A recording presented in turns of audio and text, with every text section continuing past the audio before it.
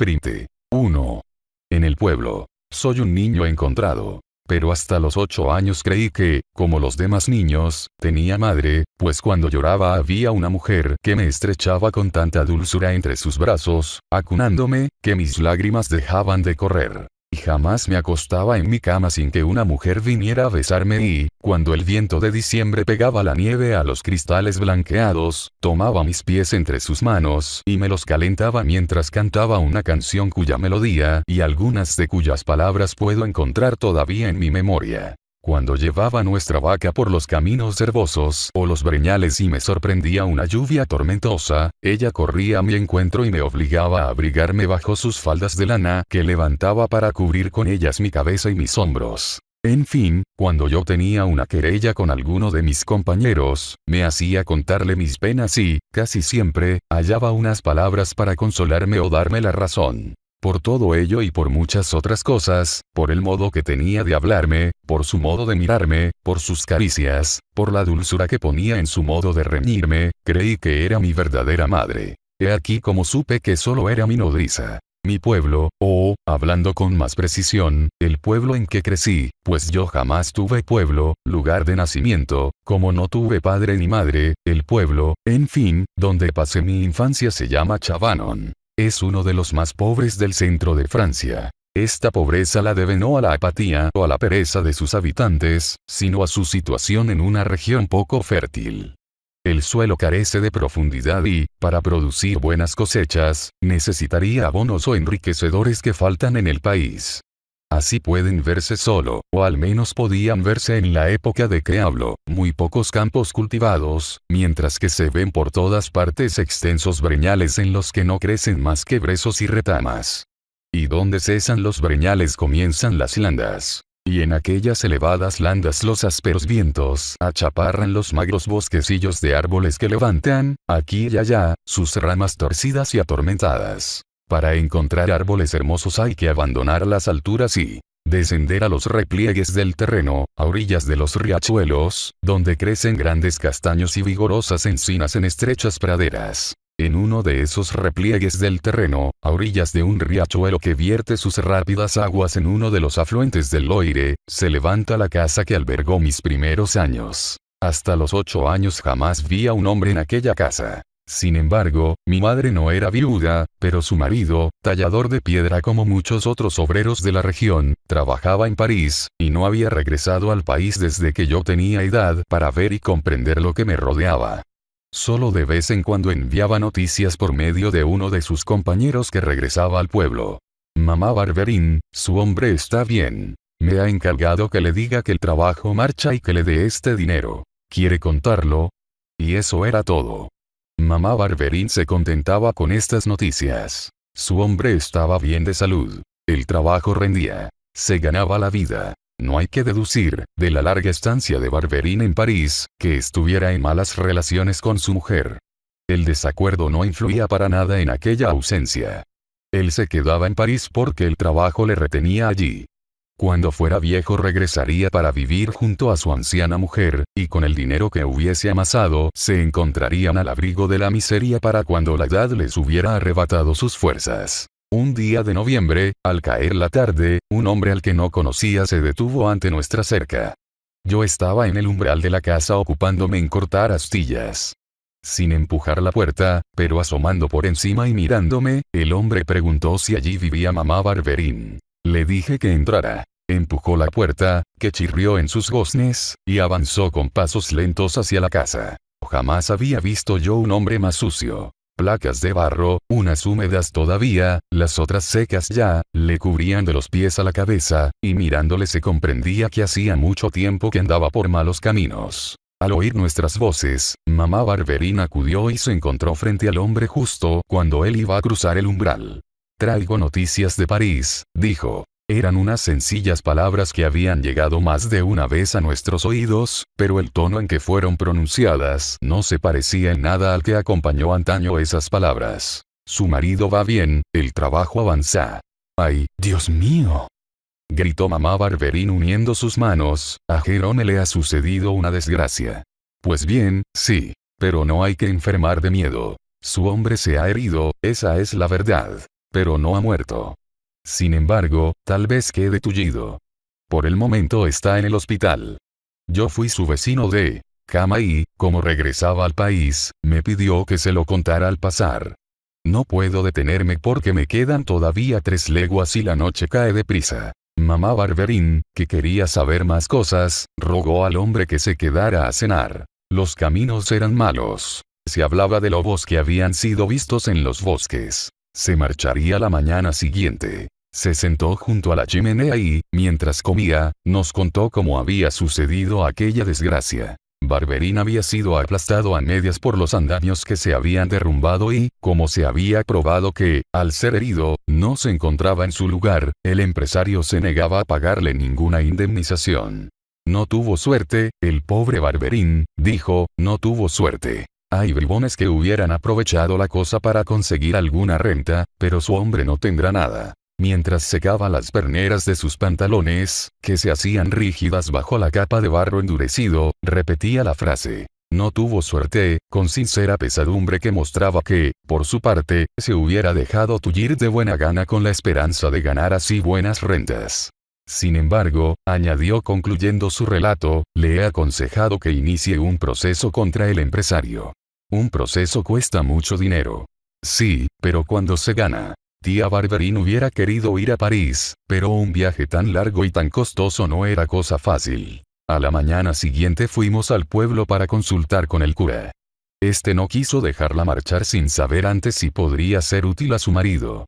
Escribió al conciliario del hospital en donde se hallaba Barberín y, algunos días más tarde, recibió una respuesta diciendo que la señora Barberín no debía ponerse en camino, pero que debía enviar cierta suma de dinero a su marido, porque éste quería entablar un proceso contra el empresario en cuya casa había sido herido. Los días, las semanas transcurrieron y, de vez en cuando, llegaban cartas que solicitaban nuevos envíos de dinero. La última, más impaciente que las demás, decía que si no había más dinero era preciso vender la vaca para procurárselo. Solo quienes han vivido en el campo y con los campesinos saben lo que hay de angustia y dolor en estas 3 palabras. Vender la vaca. Para el naturalista, la vaca es un animal rumiante. Para el paseante, es un animal que adorna el paisaje cuando levanta por encima de la hierba su hocico negro húmedo de rocío. Para el niño de ciudad, es la fuente del café con leche y del queso a la crema. Para el campesino, es mucho más y mucho mejor.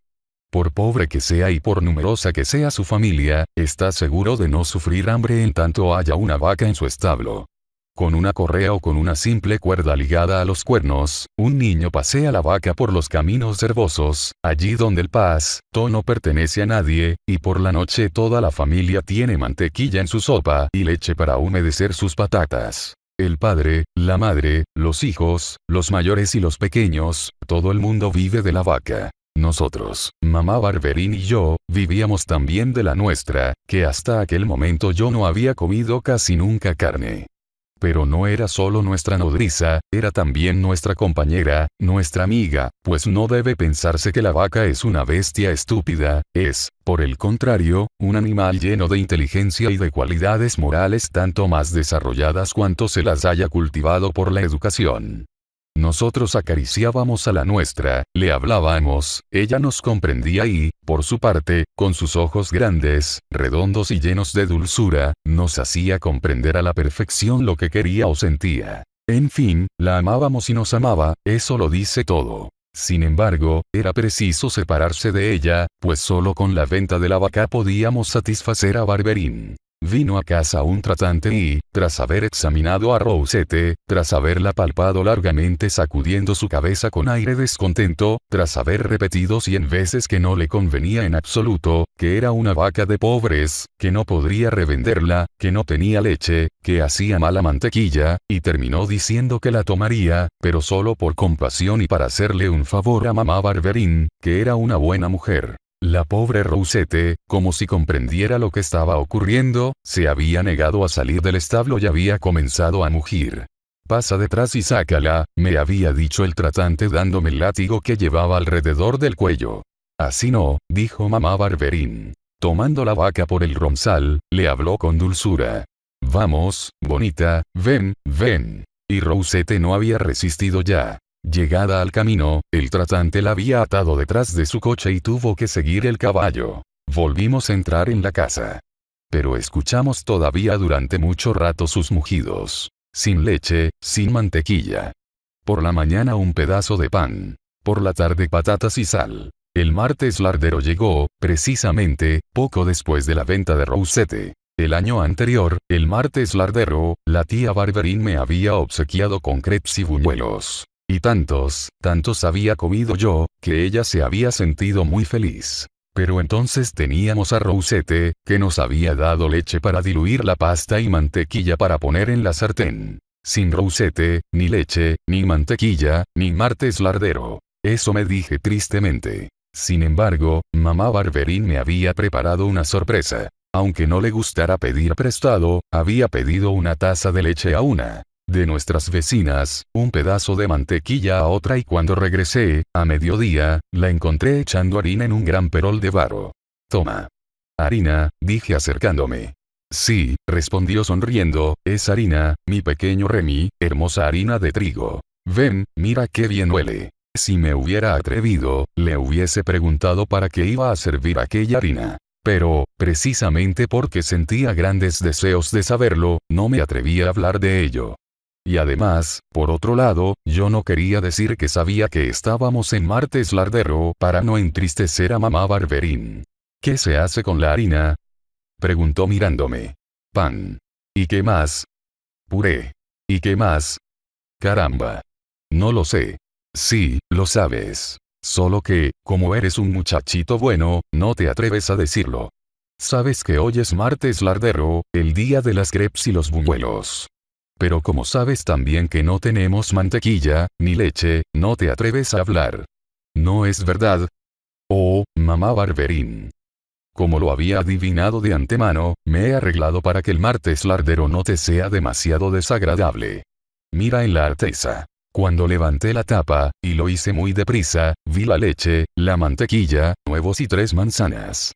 Dame los huevos, me dijo, y mientras los casco, pela tú las manzanas. Mientras yo cortaba las manzanas a rebanadas, ella cascó los huevos, los echó en la harina y comenzó a batirlos, vertiendo por encima, de vez en cuando, una cucharada de leche. Cuando la masa estuvo diluida, mamá Barberín puso la vasija sobre las cenizas calientes y solo quedó ya esperar la noche, pues debíamos comer las crepes y los buñuelos a la hora de cenar. Debo confesar, para ser franco, que el día me pareció largo y me fui más de una vez a levantar la tela que cubría la vasija. Harás que la masa se enfríe, decía mamá Barberín, y no subirá bien. Pero subía bien y, aquí y allá, se veían hinchazones, especie de burbujas que iban a reventar en la superficie. De la masa en fermentación brotaba un aroma de huevos y leche.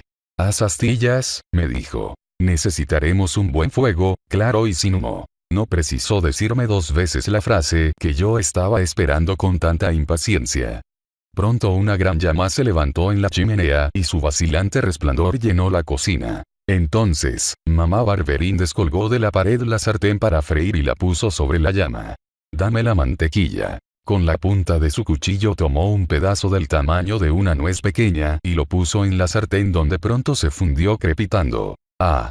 Verdaderamente era un aroma que cosquilleaba nuestro paladar con tanto mayor agrado cuando hacía mucho tiempo que no habíamos podido respirarla. Era también una alegre música la que producían los crepiteos y silbidos de la mantequilla. Sin embargo, por atento que estuviera aquella música, me pareció escuchar un ruido de pasos en el patio. ¿Quién podía venir a molestar a esta hora? Sin duda una vecina que nos pediría fuego. No me detuve en esa idea, pues mamá Barberín, que había hundido la cuchara en el perol, acababa de depositar en la sartén una capa de blanca masa, y no era momento de distraerse. Un bastón golpeó el umbral, luego, e inmediatamente, la puerta se abrió con brusquedad. ¿Quién está ahí?, preguntó mamá Barberín sin darse la vuelta. Había entrado un hombre, y la llama, iluminándolo de lleno, me había mostrado que iba vestido con una blusa blanca y que llevaba en la mano un grueso bastón. ¿Estáis celebrando algo? No os molestéis, dijo en tono rudo. ¡Ay, Dios mío!, gritó mamá Barberín poniendo rápidamente la sartén en el suelo. ¿Eres tú, Jerome? Luego, tomándome del brazo, me empujó hacia el hombre que se había detenido en el umbral. Es tu padre.